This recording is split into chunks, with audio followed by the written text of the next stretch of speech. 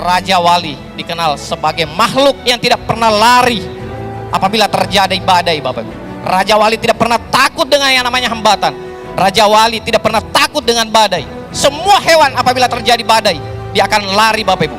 Tapi Raja Wali apabila ada badai, maka dia akan masuk ke badai itu. Kemudian dia mengikuti badai itu. Dia berlari, naik terus ke atas, terbang ke angkasa, menjadikan badai itu menjadi pijakannya. Saudaraku, Anda pernah jangan lari dari yang namanya tantangan, hambatan. Anda harus menghadapinya, Bapak Ibu. Anda jangan pernah lari dari medan pertempuran hanya karena penolakan di luar sana, Bapak Ibu. Mari kita beri aplaus untuk Bapak Agus Devi dan Ibu Irma Handayani.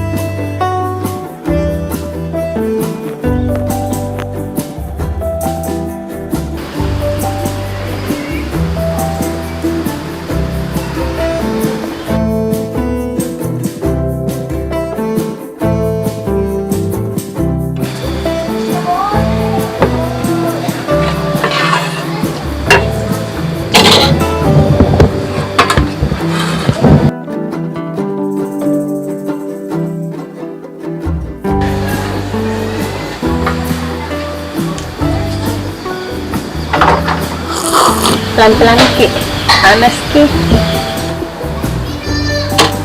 Alhamdulillah. Kayaknya memang cocok untuk ini keluar kok. Hamparan sungai yang membentang jauh dengan balutan pebukitan menampakkan keasrian desa yang sangat indah. Air yang jernih seakan memberi nuansa yang sangat damai. Di tempat inilah Agus Tepi lahir dan besar menjadi pemuda yang tangguh.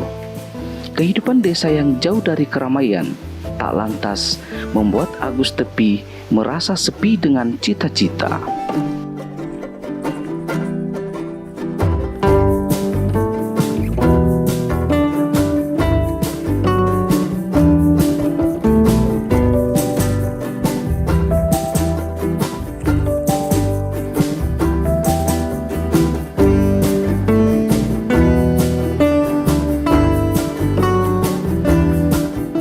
Berbekal semangat petarung, Agus Tepi menancapkan impiannya di tepi sungai untuk menaklukkan metropolitan dengan cita-cita yang sederhana, memutus mata rantai kemiskinan. Cara terbaik mengentaskan kemiskinan adalah memastikan diri kita tidak miskin.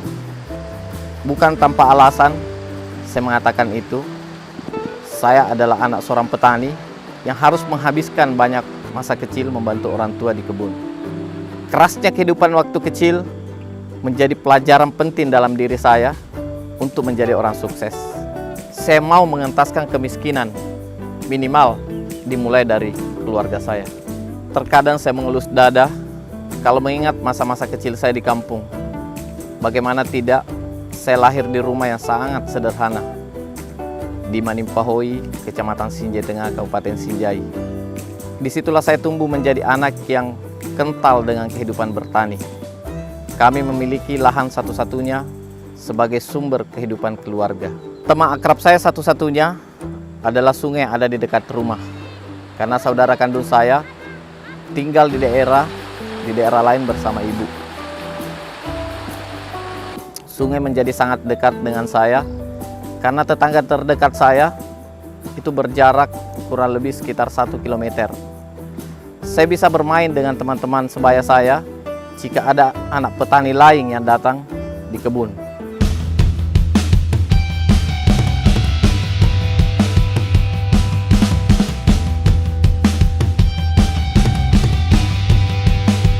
Kehidupan Agus Tepi diwarnai dengan keterbatasan. Pemuda yang tak banyak bergaul lantaran pemukiman tempat tinggalnya hanya ada sungai tempat ia bercengkrama. Tak seperti pemuda yang lain, Agus Tepi hanya berteman dengan gemuruh air sungai di samping rumahnya. Tetangga pun nyaris tak ada. Namun situasi ini tidak lantas membuat surut cita-citanya. Inilah yang membuat Agus Tepi berpikir keras untuk melanjutkan pendidikan sebagai bekal meraih impian.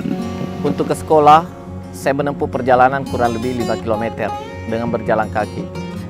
Artinya, kurang lebih 10 km setiap harinya. Sangat berat untuk anak seusia saya. Tetapi saya tidak punya pilihan lain selain berjalan kaki melewati gunung dan jurang. Tekad bulat saya terbayar dengan prestasi. Alhamdulillah, saya selalu mendapatkan ranking di sekolah. Saya memiliki tekad yang bulat bahwa suatu saat saya bisa merubah hidup yang jauh lebih baik. Memiliki rumah yang bagus. Pikiran ini terus berkecamuk sampai saya sekolah di SMP. Satu hal yang pasti, jiwa pekerja keras saya tumbuh di masa itu. Saya berusaha membantu orang tua agar tidak terbebani dengan biaya sekolah dan uang jajan saya. Saya menjual kue, saya jajakan sepanjang jalan menuju ke sekolah. Begitupun saat di SMP, saya berjualan keripik di sekolah dan menemani orang tua ke pasar menjual hasil kebun. Masa-masa inilah yang saya rasa sangat bernilai tinggi, membentuk mental dan hasrat saya untuk menjadi orang sukses. Setelah saya tamat SMP, saya melanjutkan sekolah di SMA, yaitu di Sinjai Selatan. Saya tinggal sendiri di rumah kami yang sebelumnya kosong. Saya mulai berpikir bagaimana mengatasi biaya hidup karena terpisah dari orang tua. Setiap pulang sekolah, saya membantu tetangga menanam, bahkan terkadang juga mencangkul di kebun tetangga. Terkadang setelah membantu, saya diberi makan atau saya dikasih hasil kebun. Itulah yang membuat saya bisa mandiri, meringankan beban orang tua. Setiap hari Sabtu, saya pulang ke kampung saya yaitu di Manimpahoi dengan menempuh perjalanan jauh kira-kira sekitar 20-25 km dengan berjalan kaki. Di masa inilah proses mental dan impian sukses saya terbentuk.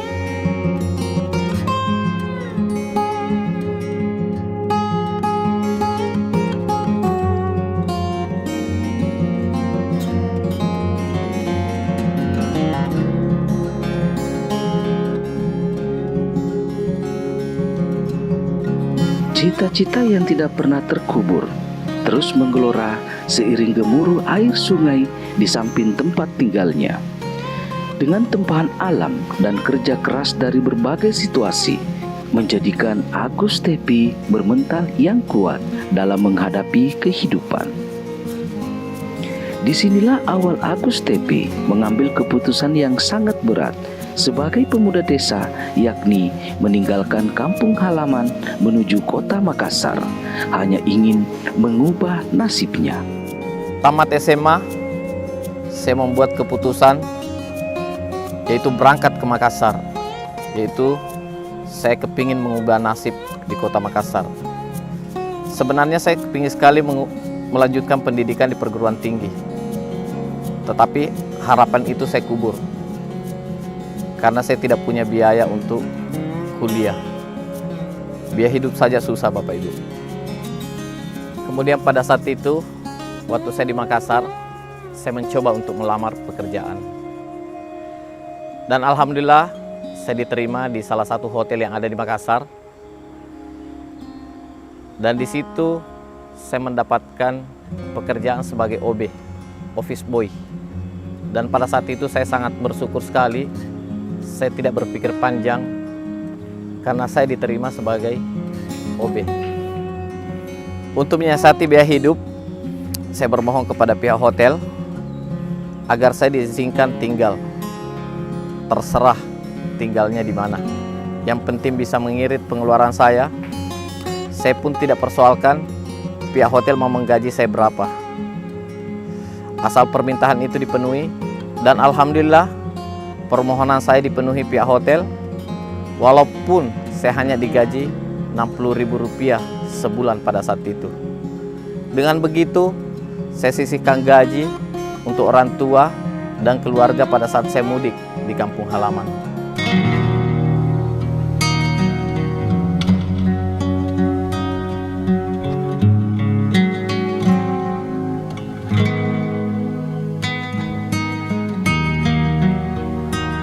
Di titik ini, Agus Tepi merasakan angin segar dalam menghadapi peruntungan di kota metropolitan. Ia tidak berpikir panjang dalam meraih impiannya. Meskipun situasi tidak seperti ia bayangkan sebelumnya, kota kini memberi negosiasi yang besar. Sebagai awal dari cita-citanya, Agus tidak pernah mengeluh atas takdir yang ia hadapi. Impian besar saya semakin menggelora karena sering bertemu dengan orang-orang besar dan sukses dalam bisnisnya. Saya mengatakan dalam hati saya, selama ini saya menjadi pelayan di hotel. Suatu saat saya yang akan dilayani di hotel. Lebih 7 tahun saya bekerja sebagai OB, memberi saya pembelajaran yang sangat berharga. Suka dukanya bukan hal yang mudah bagi saya. Kadang sikap dan perilaku orang yang terasa merendahkan, bahkan menyepelekan dan menghina. Dan itu pun saya lalui. Saya anggap itu semua adalah batu asa untuk kesuksesan saya ke depannya. Di tahun kedua, saat saya punya cukup uang, saya mengikuti program bimbel, yaitu di 3 tempat, untuk persiapan saya untuk mendaftar di salah satu universitas ternama yang ada di kota Makassar. Sosok Bapak Agus Tepi yang saya lihat orangnya sangat sederhana, low profile. Dia sangat humble terhadap timnya. Saya banyak belajar tentang karakter seorang pemimpin yang bernama Bapak Agus Tepi. Ada beberapa sikap dan tindakan yang membuat saya menjadi inspirasi. Saya salut dengan Pak Agus. Dia betul-betul punya integritas yang sangat luar biasa. Apa dia ucapkan, dia lakukan. Dan itulah saya melihat dari sosok Bapak Agus Tepi. Banyak hal yang saya dapatkan selama saya kenal dengan leader yang dinamakan Agus Tepi. Kedisiplinan waktu, komitmen, integritas, visinya sangat luar biasa. Bahkan ada sesuatu hal yang harus saya lakukan, menurut beliau itu sangat bagus, tapi kadang di pikiran saya dan hati saya itu akan bertolak belakang. Tapi pada saat saya melakukan hal itu, ternyata sangat luar biasa, amazing. Itulah yang saya lihat dari sosok Bapak Agus Tepi. Awal mengenal beliau itu sekitar tahun 2008-2009 di perusahaan yang lama.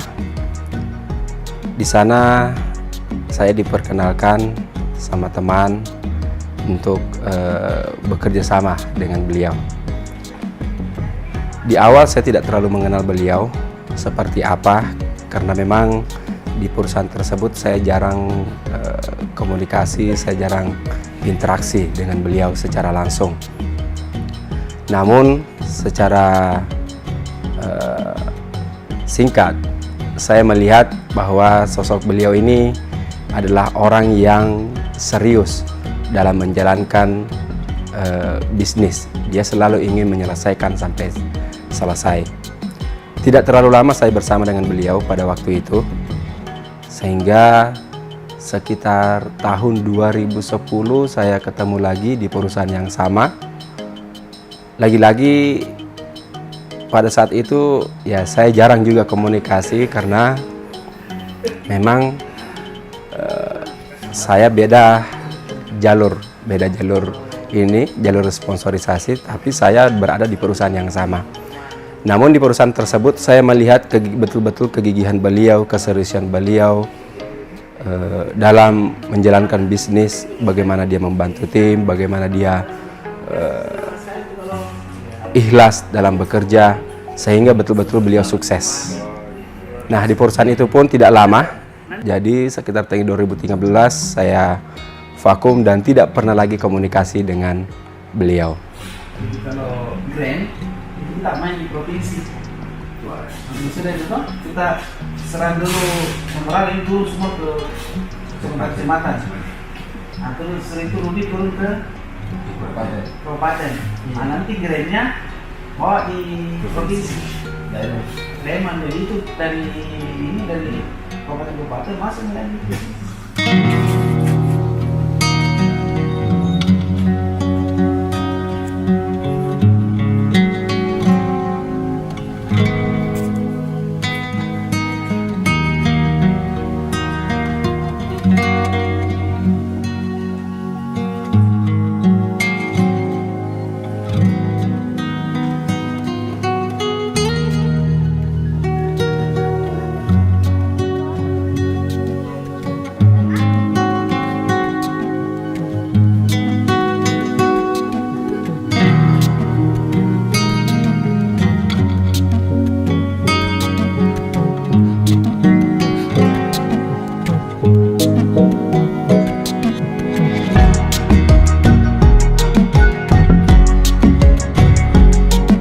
Tidak membutuhkan waktu lama, Agus Tepi mendapatkan buah dari kesabarannya, yakni memiliki kesempatan mengenyam pendidikan di salah satu perguruan tinggi ternama di Kota Makassar.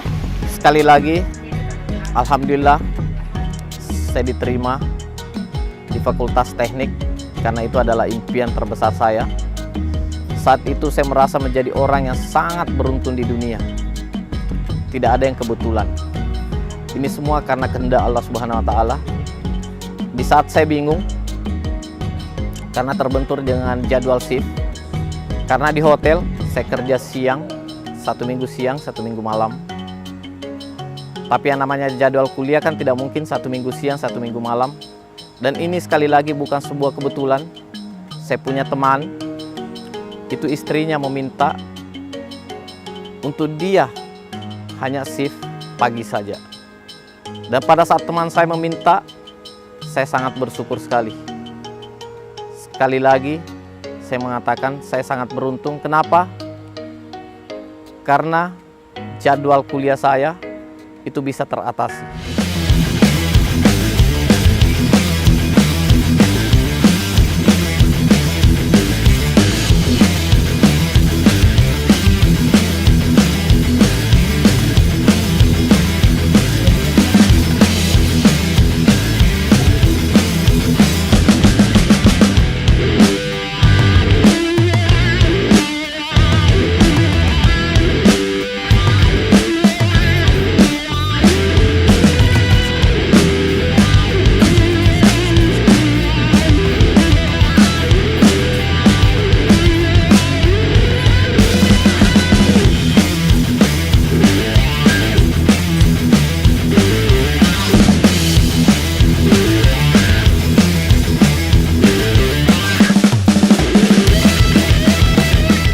Awal mula saya ketemu dengan Bapak Agus Tepi Kami dulu berawal dari satu komunitas pengajian. Singkat cerita, beliau menawarkan sebuah bisnis yang menurut saya ya mungkin sama dengan bisnis sebelumnya. Tapi jujur, awal mulanya saya tidak melirik bisnisnya. Tapi karena lihat sosoknya beliau yang penuh dengan integritas, jadi saya bilang oke lah, karena pertemanan, akhirnya saya join. Sekitar tahun 2019, saya jalan-jalan di Topaz dan saya sholat asar di masjid sana di Topaz. Saya ketemu dengan beliau, cuman saya tidak sempat ngobrol karena saya di dalam, beliau di luar. Setelah pertemuan singkat tersebut, satu hari, sekitar 2 hari, saya ditelepon sama istri beliau untuk ketemuan. Dan akhirnya saya pun ketemu dengan beliau dan diperkenalkanlah perusahaan Renner kepada saya. Disinilah awalnya saya benar-benar terlibat langsung, diajak langsung oleh beliau, dan saya betul-betul kerjasama langsung juga dengan beliau dan berada di jalur garis sponsorisasinya. Perkenalan Agus Tepi dengan bisnis MLM seraya membawa hidupnya lebih bergairah. Ia seakan melihat matahari yang terang dan membangunkan semangatnya untuk memetik mimpi yang ia tinggalkan di tepi sungai kampung halamannya. Apabila kapalku sudah kuturunkan ke lautan dan layarku kukembangkan, layarku kukibarkan, maka pantang aku berpaling sebelum tiba di tujuan, Bapak Ibu. Apabila hari ini Bapak Ibu, saya sudah mengambil sebuah komitmen yang sangat luar biasa untuk berada di Renner, maka pantang aku berpaling sebelum tiba di puncak. Menjelang saat saya mau KKN, disinilah perkenalan pertama saya dengan bisnis multi-level marketing. Ceritanya pada suatu malam, ada seorang teman yang datang ke hotel dengan penampilan yang sangat wah. Saya penasaran, saya tanya kenapa bisa memiliki penampilan rapi dan seperti eksekutif. Dia lalu menceritakan awal kesuksesannya dan mengajak saya untuk menghadiri seminar kewirausahaan. Saya makin penasaran, kemudian saya menghadiri seminar yang ternyata persentase bisnis MLM. Setelah mengikuti persentasenya, disitulah saya merasa tertantang untuk mempelajari bisnis MLM. Saya yakin kalau inilah kesempatan saya untuk menjadi orang sukses. Tanpa berpikir panjang, saya bergabung dengan perusahaan MLM pertama saya. Saya langsung menanamkan dalam diri bahwa disinilah kehidupan saya akan berubah. Keyakinan itu bukan tanpa alasan. Karena pesan orang tua saya, pada saat saya akan merantau, mereka ingin sekali tinggal di rumah saya, di rumah pribadi saya jika berkunjung ke Makassar. Di saat itu pula, saya punya impian memiliki rumah. Di MLM inilah saya banyak mendapatkan pelajaran tentang pengembangan diri. Ternyata di MLM, pembelajarannya itu jauh luar biasa. Karena banyak sekali penolakan yang kita terima saat kita menawarkan ke orang lain untuk bergabung ke dalam bisnis MLM. Penolakan-penolakan itu sempat menggoyahkan keyakinan saya. Apalagi pada dasarnya, saya termasuk orang yang sangat pemalu. Tetapi semua itu kembali bergelora saat mengingat visi yang sudah saya tetapkan sebelumnya. Apalagi saat berhasil mendapatkan bonus pertama saya semakin termotivasi untuk terus berkarir di bisnis MLM. Memang bonus tidak sampai 50.000, tetapi menjadi bukti bahwa saya diberi bonus oleh perusahaan. Saya makin yakin jika jalan hidup saya ada di bisnis MLM. Akhirnya saya memutuskan berhenti bekerja di hotel di tahun keempat saya bergabungnya saya di bisnis MLM. Saya menjalani MLM pertama saya selama 7 tahun, dan yang paling saya senangi waktu itu adalah sekolah bisnisnya. Mungkin karena waktu itu saya sangat haus dengan segala hal yang menyangkut pengembangan diri.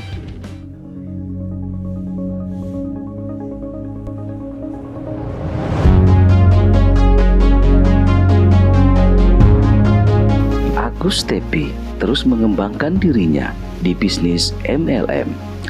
Tak tanggung-tanggung, Agus terus mencari celah demi impiannya hingga berbagai training MLM ia ikuti, baik di Makassar hingga di luar kota Makassar. Satu waktu ada training gratis di Jawa Timur yang menarik perhatian saya. Bagaimana tidak saat dipresentasekan tentang training itu menyuguhkan tantangan tersendiri.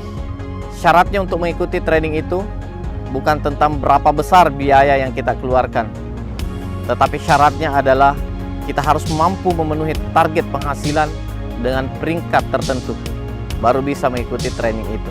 Saya mengeluarkan seluruh kemampuan terbaik saya agar bisa mengikuti syarat yang diminta. Tanpa disadari, ternyata saya bisa menembus target penghasilan dalam waktu yang sangat singkat. Tentu saya sangat bangga dengan pencapaian itu. Saya dan beberapa teman yang lulus akhirnya berangkat ke lokasi training. Sesampainya di lokasi, saya sangat kaget mendapatkan model training yang sangat jauh berbeda dengan training pada umumnya. Tetapi di training ini, saya mendapatkan pendidikan yang sangat menarik dan sangat luar biasa.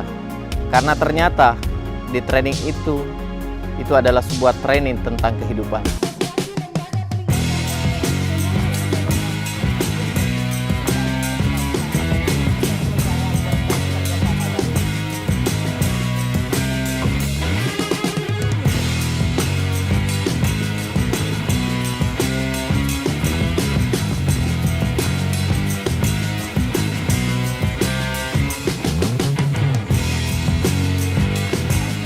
Dalam berbagai pertemuan yang diikuti Agus Tepi, training yang ia ikuti tak hanya mengajarkan bisnis semata, melainkan Agus berpikir bahwa ini adalah pelajaran hidup yang begitu luar biasa, mengajarkan berbagai sisi kehidupan. Training ini adalah training kehidupan. Dari sinilah Agus mencoba mengembangkan sayap bisnis dengan melakoni bisnis MLM dari yang satu dengan yang lainnya.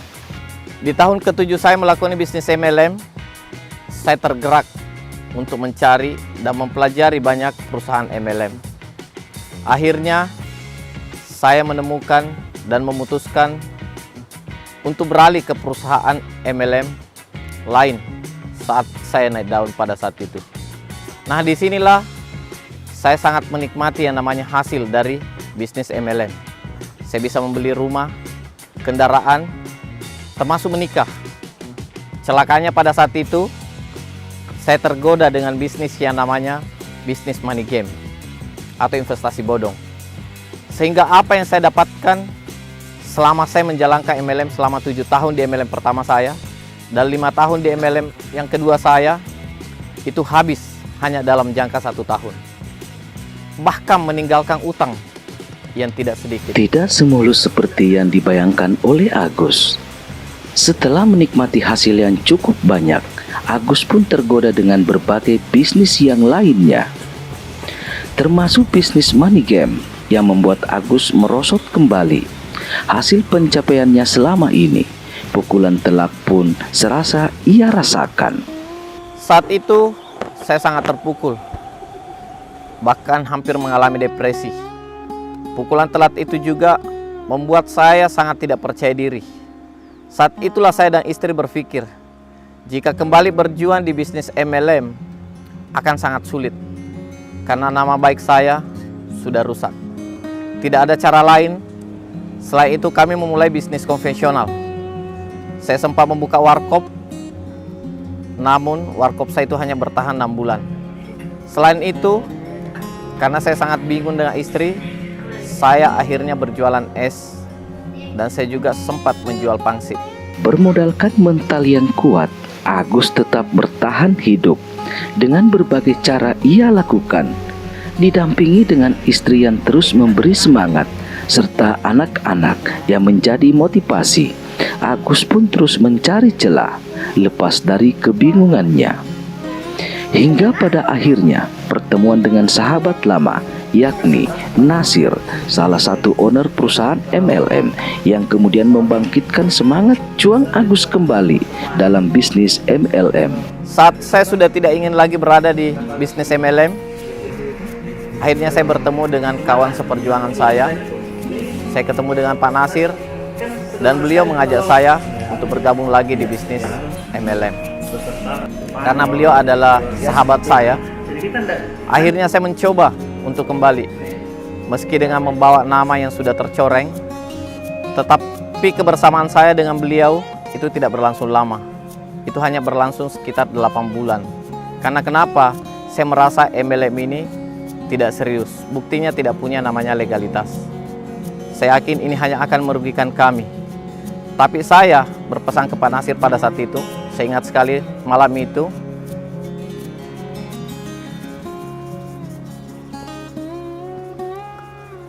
Itu hampir jam 2 malam.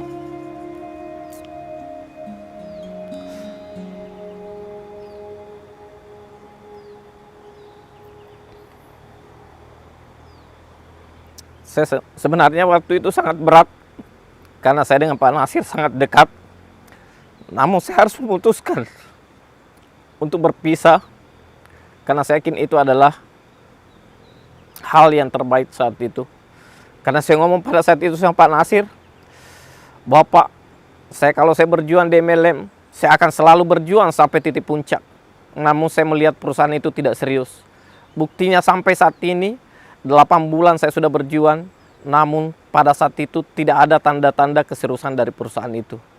Tapi saya berjanji kepada beliau, kapanpun beliau membuka yang namanya MLM, kapanpun beliau mendirikan perusahaan MLM, saya akan join di MLM apapun, yang penting beliau adalah ownernya. Ternyata janji saya waktu itu kepada Pak Nasir harus dipenuhi.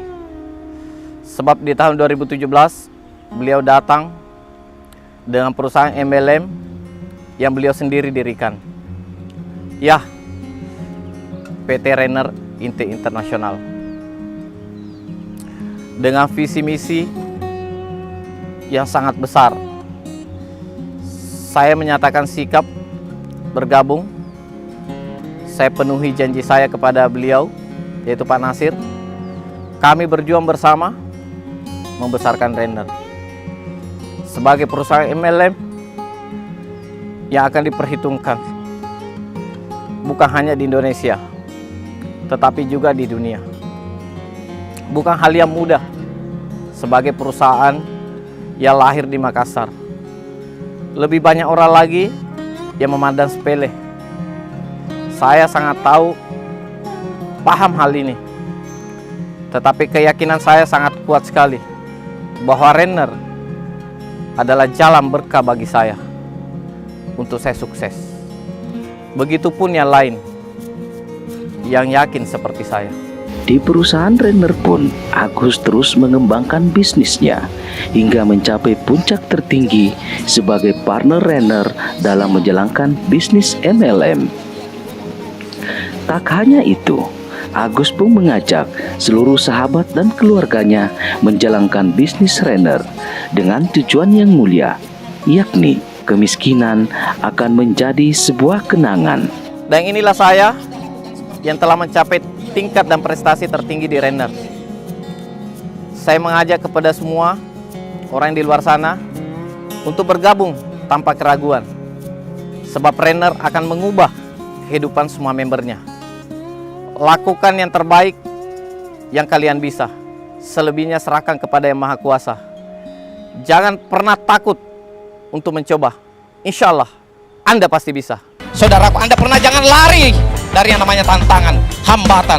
Anda harus menghadapinya, Bapak Ibu. Anda jangan pernah lari dari medan pertempuran hanya karena penolakan di luar sana, Bapak Ibu. Orang di luar sana itu adalah pencuri impian-impian Anda. Anda tidak usah dengarkan omongan orang lain. Orang lain itu hanya menjadi supporter dalam hidup kita. Tapi yang menentukan nasib Anda bukan orang lain, tapi cuma diri Anda dan Tuhan, Bapak Ibu.